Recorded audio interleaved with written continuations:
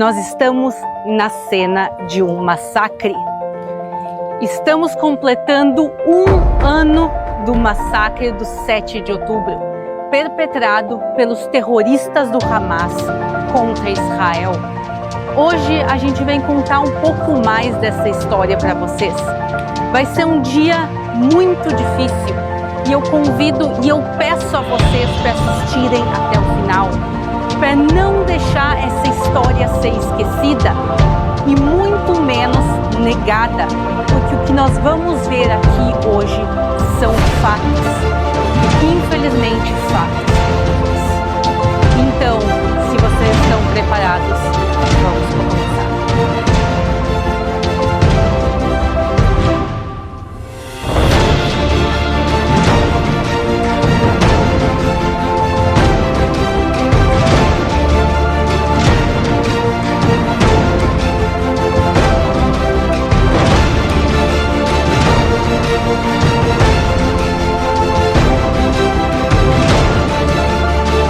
Em 7 de outubro de 2023, aconteceu um dos maiores atentados terroristas da história do mundo. Os terroristas do Hamas entraram em Israel com o objetivo de matar, sequestrar, estuprar e torturar o maior número de pessoas possíveis. E eles conseguiram brutalmente assassinar 1.145 pessoas. Entre elas, judeus, cristãos, muçulmanos, bebês de colo, crianças, mulheres, idosos, ninguém estava a salvo. E eles sequestraram 251 pessoas. E destes, 101 continuam em cativeiro. Eles estão há um ano nas mãos do Hamas. O mais jovem deles, o Kfir Bibas, foi sequestrado quando ele tinha somente 9 meses. E ele está agora mais tempo de vida nas mãos do Hamas do que ele esteve nos braços da mãe dele.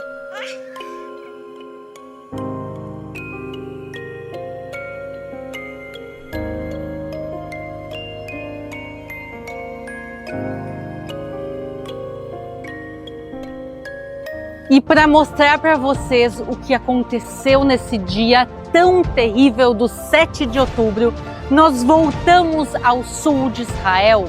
Nós estamos ao lado da faixa de Gaza. E tudo isso que vocês estão vendo em volta de nós são as reais cenas do massacre do 7 de outubro. Este ataque foi feito de uma maneira extremamente organizada. Foram anos de planejamento, milhões de dólares investidos para que esse fosse um ataque o mais efetivo possível.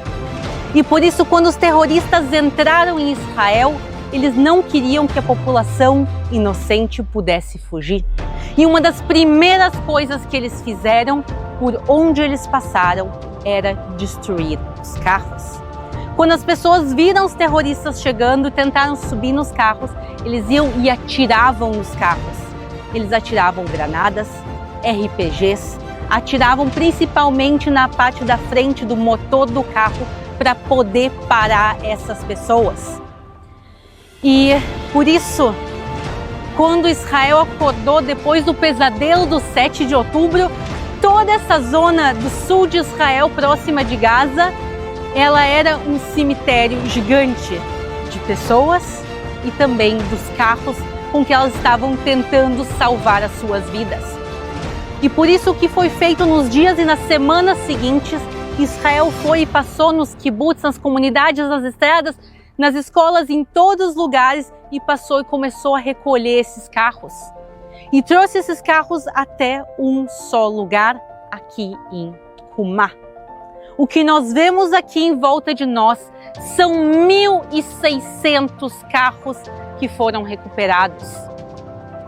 Mais de 300 deles estão completamente queimados e destruídos. E saibam que cada um desses carros tem uma história de uma pessoa que estava tentando salvar sua vida e muitas vezes também salvar a vida do próximo. Mas infelizmente parte das pessoas que estavam nesses carros acabaram sendo assassinadas. E a gente vê isso pelos próprios carros. A gente vai contar tudo em detalhes para vocês, pessoal. Mas enquanto a gente vai caminhando e vocês verem as marcações que estão nos carros, saibam que cada marcação tem um significado. E essa, por exemplo, mas o quê? Significa que se verificaram e buscaram restos humanos nele. Não é a história que a gente gostaria de estar contando nesse dia. O massacre do 7 de outubro aconteceu em Simchat Torah. Simchat Torah significa em hebraico o dia da alegria da Torá, o dia da alegria da Bíblia. É um dia que as pessoas celebram a palavra de Deus. É um dia que as pessoas vão às sinagogas festejar e cantar. Era um dia de descanso para Israel e toda a sua população. E um dos dias mais alegres da história de Israel se transformou num dos mais terríveis. Este é o maior massacre de judeus desde o Holocausto. E não só judeus foram massacrados nesse dia. Cristãos, muçulmanos e também outras religiões foram assassinadas nesse dia. E a gente tem que lembrar de todos e todos eles. E lembrar que o terrorismo realmente, o que ele busca? É isso que ele busca. Este aqui é o terror que eles querem causar. Em Israel, nos Estados Unidos, na Europa e também, pessoal, o Brasil infelizmente não está imune a isso. Então realmente eu convido vocês a fazerem essa jornada comigo e conhecerem as verdadeiras histórias e ver aqui os fatos escritos, no caso, não na pedra, mas em vidros quebrados, metais contorcidos, objetos pessoais. Em cada carro que a gente vê um pouco de quem eram essas pessoas e que praticamente não sobrou nada aqui. Então, vamos seguir a nossa jornada. Esse sábado era um dia de festa em Israel, como a gente falou. Muitas famílias estavam indo para celebrar, para visitar entes queridos. E infelizmente a gente vê os restos, os resquícios dessas famílias por onde a gente passa. Vejam aqui, tem o adesivo escrito Baby in Car, que seria em português bebê a bordo. Quer dizer, esse carro pertencia a uma família com crianças pequenas. Mais uma prova de uma família indo passear num dia normal para eles é esse aqui. A gente pode ver no fundo, caído, uma cadeirinha de bebê. E nesse mesmo carro a gente pode ver o vidro completamente destruído por buracos de bala, também os buracos aqui no capô. No carro do lado também vocês podem ver que tiros na direção tanto do motorista como do passageiro. E a gente consegue ver cada carro, a destruição e essa vontade de parar eles, matar e causar todo esse sofrimento.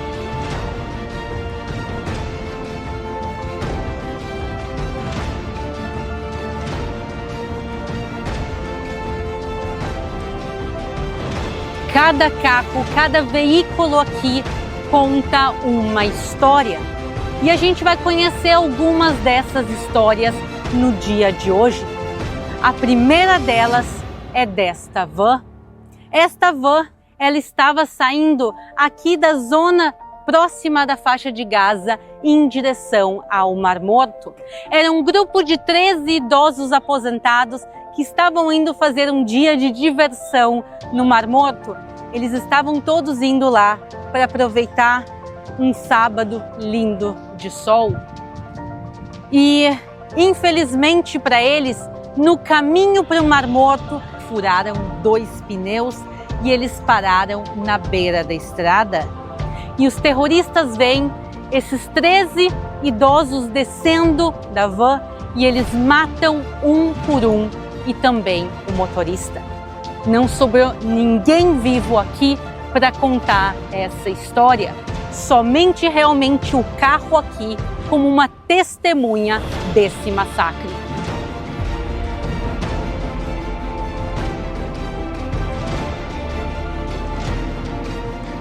Esse ataque foi organizado durante anos e a ideia era infiltrar simultaneamente milhares de pessoas em Israel para sobrecarregar o exército e os serviços de emergência. E por isso a gente viu que em questão de poucas horas, milhares de terroristas se infiltraram por ar, por mar, mas principalmente por terra. Eles entraram com mais de 80 carros. Aqui nós temos, pessoal, não carros de vítimas. Esses 2 carros que estão do meu lado são carros que os terroristas prepararam para este ataque e entraram com eles. E eu quero mostrar para vocês aqui a preparação. Venho aqui para a parte de trás do veículo. Eles montaram toda a parte de trás desse Jeep aqui com mecanismos para usar lança-granadas, metralhadoras, RPGs, diferentes tipos de armas de ataque foram colocadas tanto nesse Jeep como no Jeep do lado daqui, olha. Vejam toda essa preparação, pessoal. Isso aqui não foi do dia para a noite. Foram mais de 80 desses carros, 2 foram trazidos para cá. E eu quero que vocês também olhem a frente do carro. Vejam essas barras de metal que eles colocaram na frente do carro. A ideia era ser uma espécie de uma barricada, porque eles planejaram invadir os kibbutz aqui da região, como eles realmente fizeram. E os kibbutz têm cerca para entrar, então eles construíram isso aqui especialmente para poder derrubar a entrada do kibbutz e entrar e atacar a população civil. Eles sabiam exatamente onde as pessoas estavam. Eles foram extremamente preparados. Se descobriu que eles tinham mapas da zona de dentro de Israel, demarcado onde ficavam as escolas, as creches, os refeitórios, as praças, porque eles tinham planejado onde eles iam atacar. O alvo não eram alvos militares, sim alvos civis. Mas como eles sabiam onde e como eram os lugares por dentro? Porque Israel, por muitos e muitos anos, deu visto de trabalho para pessoas de Gaza entrarem para trabalhar em Israel. Muitos deles trabalhavam dentro dos próprios kibbutz. E infelizmente algumas poucas dessas pessoas que entraram para trabalhar não tinham a intenção de trazer um ganha-pão digno para sua família, e sim o objetivo deles era ser espiões em nome do Hamas dentro de Israel. E uma das coisas mais terríveis que eu vi durante tudo que foi descoberto a partir do 7 de outubro eram as folhas que eles entraram. Eles tinham folhas escritas de um lado em árabe e do outro em hebraico, porque eles tinham planejado o que eles iam fazer com a população israelense, com homens, mulheres e crianças.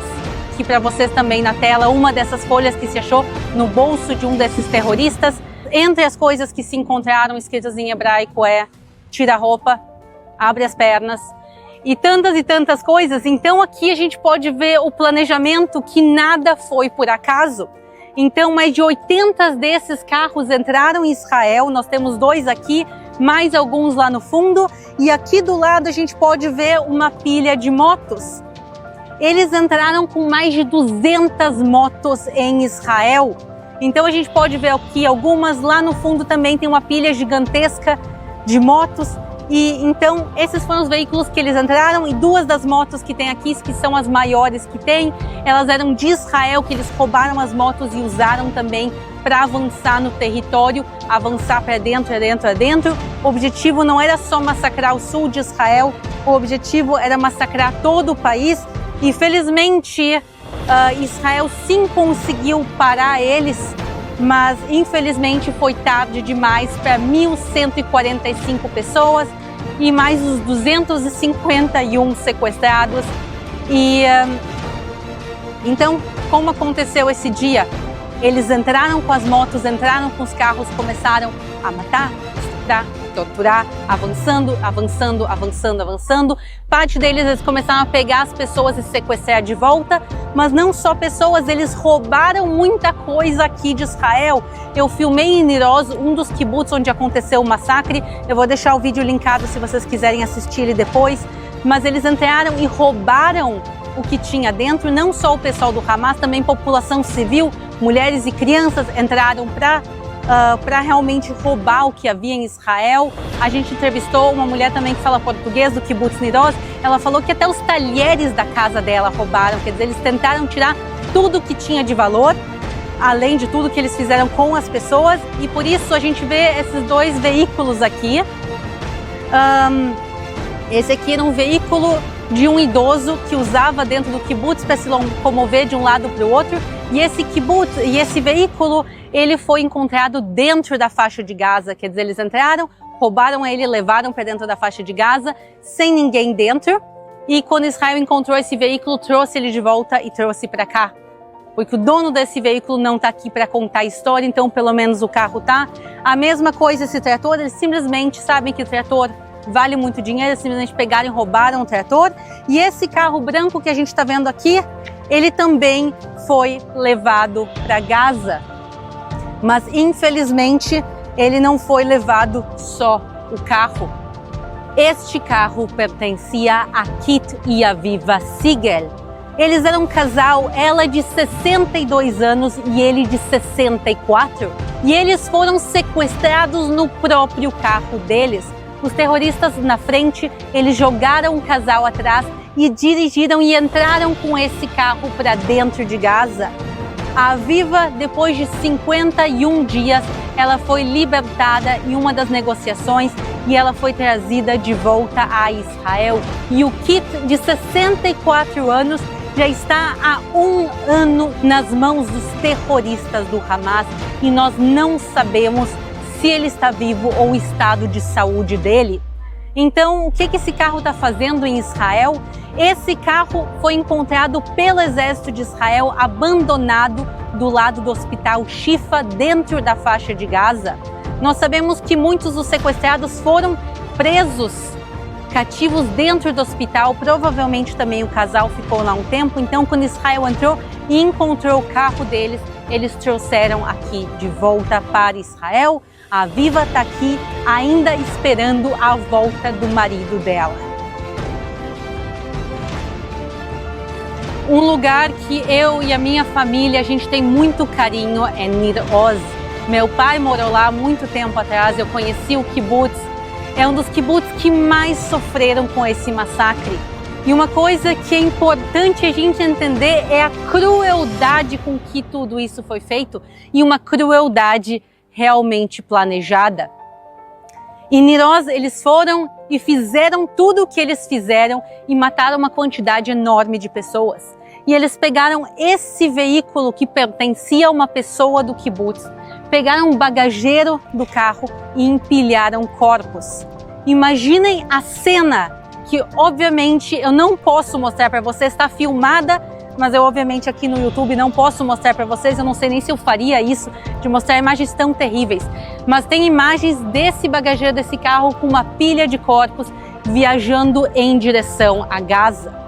Porque eles sequestraram não só pessoas vivas, como também corpos. Porque qual o sentido de sequestrar corpos? Para não dar nem a mínima decência para essas famílias de poderem sepultar os seus entes queridos de uma maneira honrosa. É tirar tudo que essas pessoas tinham, destruir as casas deles, roubaram, depois queimaram as casas, destruíram o sistema de água e de esgoto de Nir Oz, queimaram os carros para que os sobreviventes não pudessem fugir, e aquelas pessoas que foram assassinadas, se não foram queimadas, eles tentaram levar os corpos para Gaza. E onde eles não tinham espaço para levar os corpos, ou não tinham força para levar tantos corpos, muitos deles eles decapitaram e levaram só a cabeça. Esse é o nível das coisas que aconteceram no 7 de outubro. E Israel, quando começou a realmente defender essa população, entender o que estava acontecendo, eles viram através de imagens aéreas esse carro se dirigindo até Gaza e viram que não havia nenhuma pessoa mais com vida aqui atrás e eles não queriam que esses corpos fossem sequestrados e por isso Israel o que fez, eles bombardearam aqui o motor do carro para parar o carro e assim os terroristas fugiram até do carro e deixaram, e pelo menos as famílias puderam realmente ter o mínimo que é poder sepultar os seus entes queridos. Então a gente vê aqui realmente a crueldade e é difícil entender como tem alguém que não reconhece o que aconteceu aqui E em toda essa região, a gente pode ver aqui desse lado, esse carro aqui era uma ambulância, a ambulância do Kibbutz Nir Oz. Não sobrou praticamente nada dela, mas a gente sabe que é uma ambulância e, entre outras coisas, a gente pode ver que tem aqui a estrela de Davi vermelha. Obviamente essa bandeira foi colocada como homenagem depois, mas a estrela de Davi vermelha é aqui o símbolo dos sistemas de emergência de Israel, das ambulâncias. Em vez de ter a cruz vermelha, aqui é a estrela de Davi vermelha. E aqui do outro lado a gente vai ver outra ambulância que foi atacada nesse dia tão terrível. Quando os terroristas começaram a atacar, muitas pessoas foram buscar o que era um refúgio. E muitos viram uma ambulância e disseram: aqui é um local onde eu posso me refugiar, me esconder. E 18 jovens entraram aqui nessa ambulância para buscar atendimento médico. Parte deles já estavam feridos e simplesmente os terroristas lançaram um RPG, quer dizer, um lança-granadas. Eles lançaram aqui uma granada que simplesmente incendiou esse veículo. Essa ambulância foi incendiada e as 18 pessoas morreram aqui queimadas vivas. Não sobrou nada aqui de dentro. E nesse momento eu tenho que contar a história de outro grupo de heróis desse local, que é o Zaka. Então eu quero junto agora com vocês até a parede dos carros e a gente vai ouvir agora quem é o Zaka.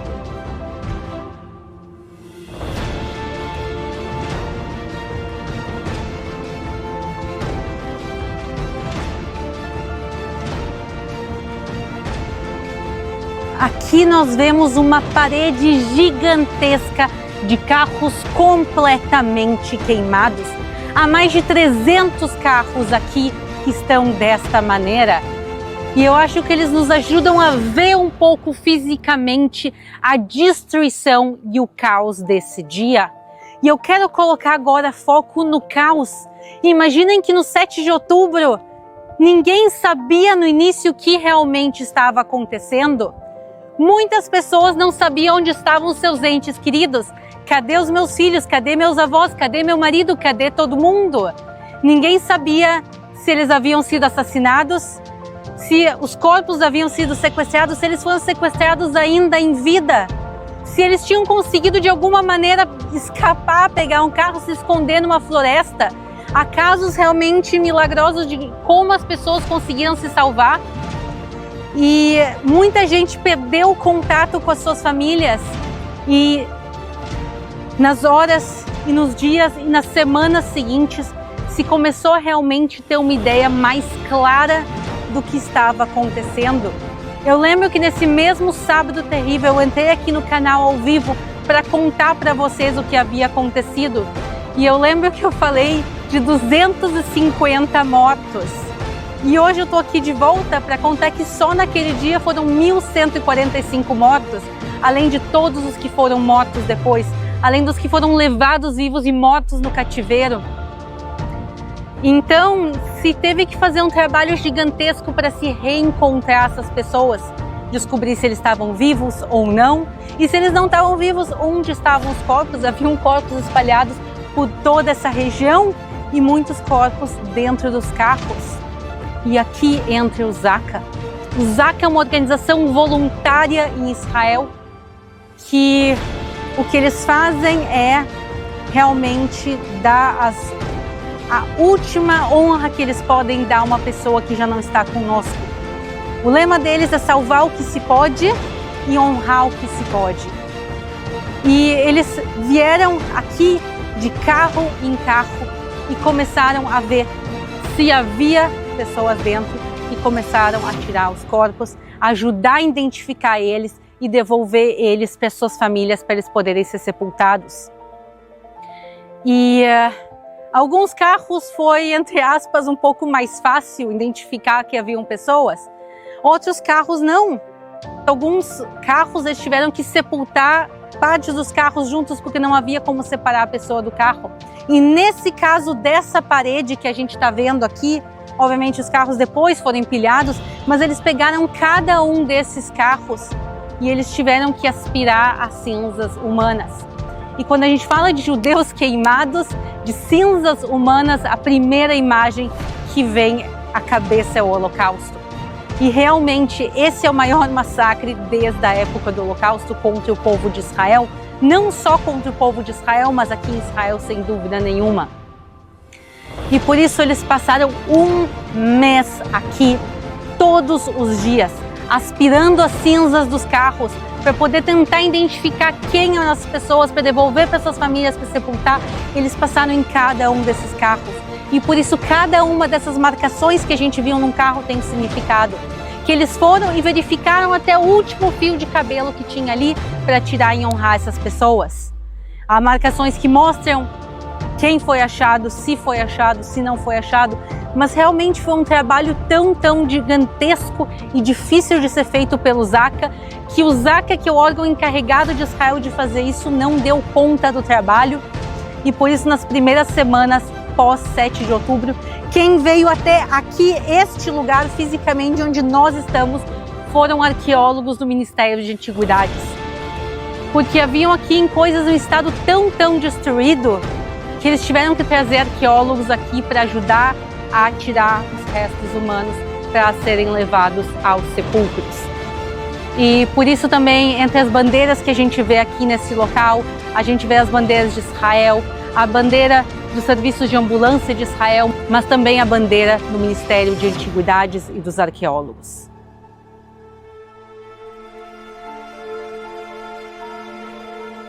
A quantidade de carros aqui é realmente assustadora. Quando a gente caminha aqui no dia de hoje, há lugares que a gente vai, a gente não consegue ver o final. Se a gente decidisse aqui parar para contar todas as histórias para vocês de cada um desses carros, de cada uma dessas famílias, a gente passaria aqui literalmente dias para contar tudo para vocês. E realmente são vidas que jamais serão as mesmas. Das pessoas que foram assassinadas, sequestradas, das pessoas que continuam desaparecidas, das famílias que estão traumatizadas. E cada uma dessas famílias merece ter sua história contada. E a gente não pode deixar tudo isso ser esquecido. E por isso eu acho muito importante, muito bom, que esta pequena área que está bem aqui atrás de nós, ela foi transformada em um memorial e ela é aberta a todos. Não se pode entrar para dentro para caminhar carro por carro como nós fizemos, mas aqui uma pequena parte é aberta a todos, para que todos possam ver a realidade do que aconteceu e que a gente possa lembrar família por família.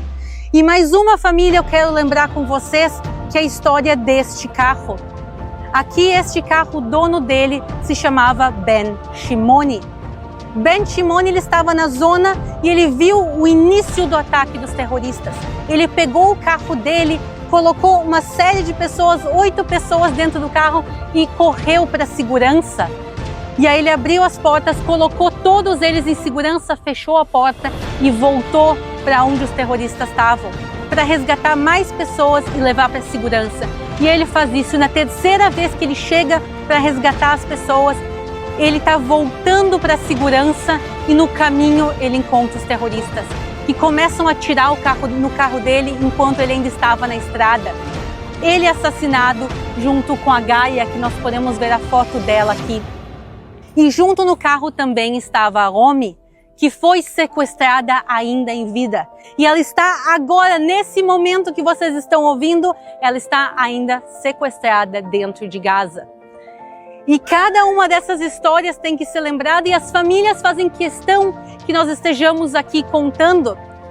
E uma dessas famílias é justamente a família Shimoni. Quem está aqui todos os dias é o pai dele, o Rafi. Ele vem aqui e conta para todas as pessoas que estão de ouvidos abertos para contar o heroísmo do seu filho e tudo o que aconteceu. E agora eu tenho um pedido pessoal a fazer a vocês. Não deixem a memória dessas pessoas desaparecer. Não deixem ninguém negar o sofrimento dessas famílias. Mas principalmente não deixem ninguém repetir isso jamais. O terrorismo tem que terminar. E infelizmente o Hamas ainda existe. O Hezbollah continua atacando Israel. Os Houthis, o Irã o Catar e tantos outros simpatizantes pelo mundo. A luta do terrorismo é de todos nós. Então, estejam cientes que nós precisamos estar lutando juntos. Orem por essas vítimas, por suas famílias e orem ainda pelos 101 sequestrados que estão nas mãos dos terroristas do Hamas. Eu agradeço a todos que assistiram no dia de hoje e compartilhem esse vídeo e compartilhem a verdade sobre Israel.